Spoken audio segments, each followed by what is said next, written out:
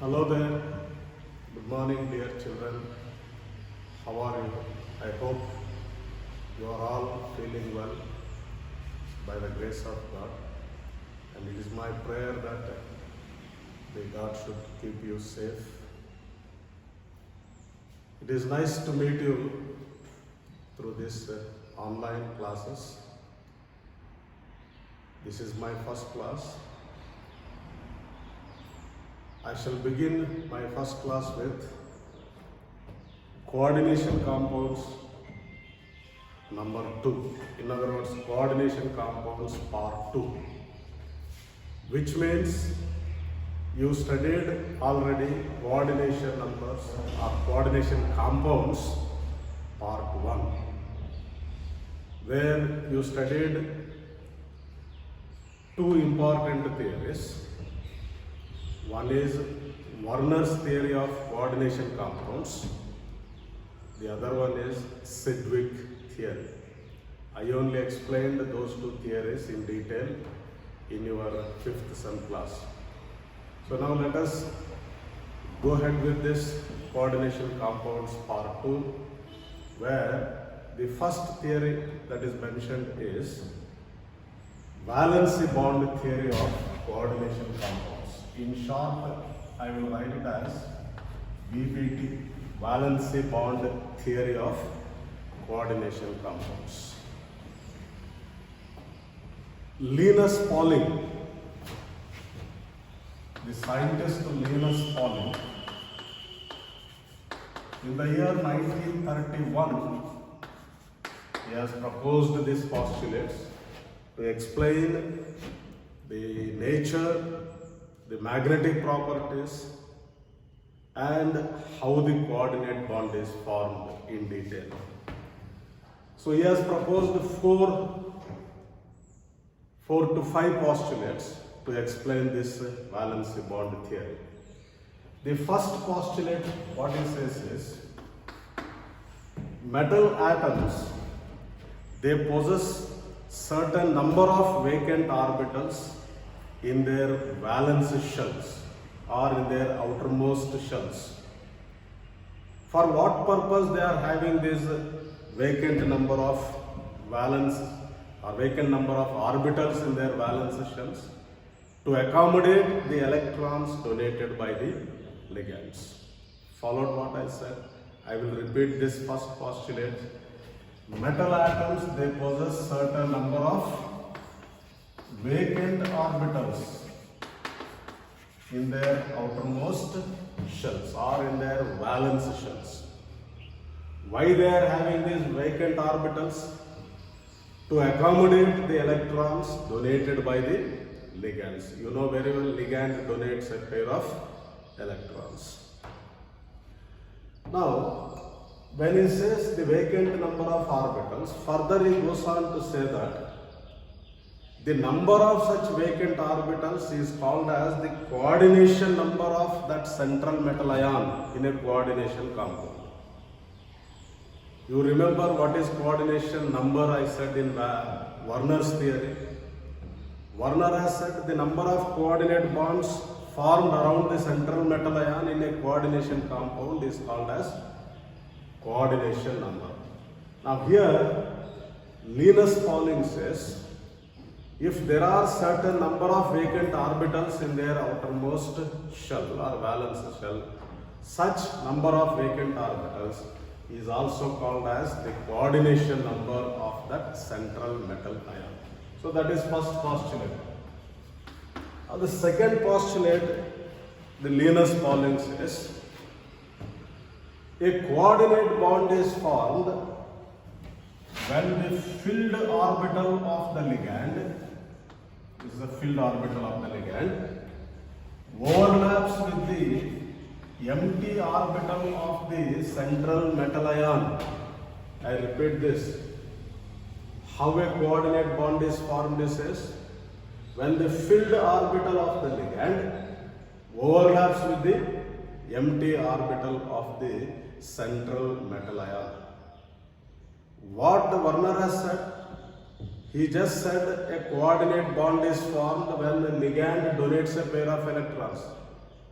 But here he explains clearly the mechanism, how it is formed. So when a filled orbital of the ligand overlaps with the central metal ion orbital, that is vacant orbital, a coordinate bond is formed between the ligand and the central metal ion. Further he says, the strength of this coordinate bond formed depends upon the extent of overlapping. Greater is the extent of overlapping, stronger will be the coordinate bond that is formed. I will also say, I will add one more thing here. Before this coordinate bond is formed, whatever the number of vacant orbitals are there in the central metal ion, they undergo hybridization. Why they undergo hybridization? To give the bonds of the same energy. That is very important. So the vacant orbitals, they undergo hybridization, then they overlap with the filled orbitals of the ligand. That is second postulate. The third one is, as Werner has said, each ligand donates a pair of electrons to the central metal ion and form a coordinate bond. That is simple, that is third postulate. The fourth postulate of this valency bond theory is, this is very important, under the influence of the strong ligand field. What he says? Strong ligand. That means there are weak ligands also. So Linus classifies, some are strong ligands, some are weak ligands. For example, CN is a strong ligand, ammonia is a strong ligand, Cl minus is a strong ligand, Cl minus is a weak ligand, and water is a weak ligand. So I repeat this. What Werner, the Linus Pauling is telling, there are strong ligands and there are weak ligands. I have mentioned here Cn minus is a strong ligand, ammonia is a strong ligand, Cl minus is a weak ligand, H2O is a weak ligand. So now he says, under the influence of these strong ligand fields, the unpaired electrons present in the central metal ion gets paired up. So whenever a ligand is approaching the central metal ion, the unpaired electrons present in this central metal ion gets paired up, which is against the Hund's rule. What the Hund's rule says? The electrons will be filled in the orbitals only when each orbital is singly occupied, then starts pairing. I repeat this. What the Hund's rule says, when there are orbitals of same energy, for example, in p orbital we have got, in the p subshell we have got 3 orbitals. First each orbital is singly occupied, then starts pairing. That is Hund's rule. Now here the Hund's rule is getting bypassed. So under the influence of the strong ligand field, the unpaired electrons present in this central metal ion will be forced to get paired up. Remember this postulate what I said. Then the fifth one is, whenever the coordination compound is formed, if the central metal ion contains unpaired electrons, then such coordination compound or a complex is said to be paramagnetic in nature. That means it is attracted by the magnetic field. Why it is attracted by the magnetic field? I will explain here. The spin of the unpaired electron, if it is clockwise, the magnetic field spins in the opposite direction. You know very well in physics, the opposite charges, they attract each other. That means, so whenever a complex has got an unpaired electrons in the central metal ion, the complex is said to be paramagnetic. If the complex has got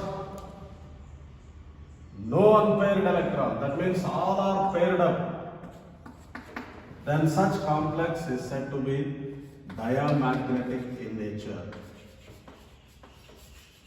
Why it is not attracted by the magnetic field? Why it is repelled by the magnetic field? The answer is, if the spin of the paired electron is clockwise, the spin of the magnetic field is also in the same direction, which means in physics we say like charges, they repel each other. So remember here, the valency bond theory says whenever a complex has got the unpaired electrons in the central metal ion, then that complex is said to be paramagnetic in nature. Whenever the complex has got no unpaired electrons, then such complex is said to be diamagnetic in nature. And the another postulate is the last one. The orbitals of the central metal ion, which are not involved in the bond formation, are called as non-bonding orbitals. Non-bonding orbitals. And the electrons present in these non-bonding orbitals are called as non-bonding electrons.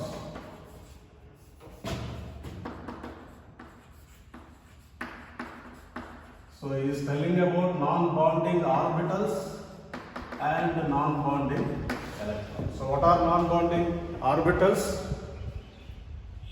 The orbitals of the central metal ion, which are not taking part in the coordinate bond formation, are called as non-bonding orbitals, and the electrons present in them are called as non-bonding electrons. So these are the 6 postulates that have been put forward by Linus Pauling to explain the valency bond theory. I will explain these 6 postulates very quickly. What the valency bond theory says: every metal atom has got a certain vacant number of orbitals in its valence shell to accommodate the electrons donated by the ligands. Now, the number of such vacant orbitals is called as the coordination number of that central metal atom or ion. Second postulate is ligand with the filled orbital overlaps with the empty orbital of the central metal ion to form a coordinate bond. The extent of overlapping of these orbitals decides the strength of the coordinate bond that is formed. Greater is the extent of overlapping, stronger will be the coordinate bond that is formed. Here, before the coordinate bond is formed, these vacant orbitals, they undergo, I said, hybridization, so that all the bonds formed will have equal energies. Then, third postulate, as Werner has said, he also says, ligand donates a pair of electrons to the central metal ion and form a coordinate bond. Then the fourth postulate, he classifies ligands into strong ligands and weak ligands.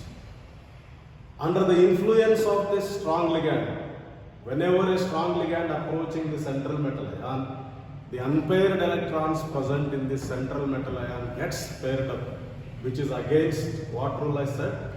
The Hund's rule.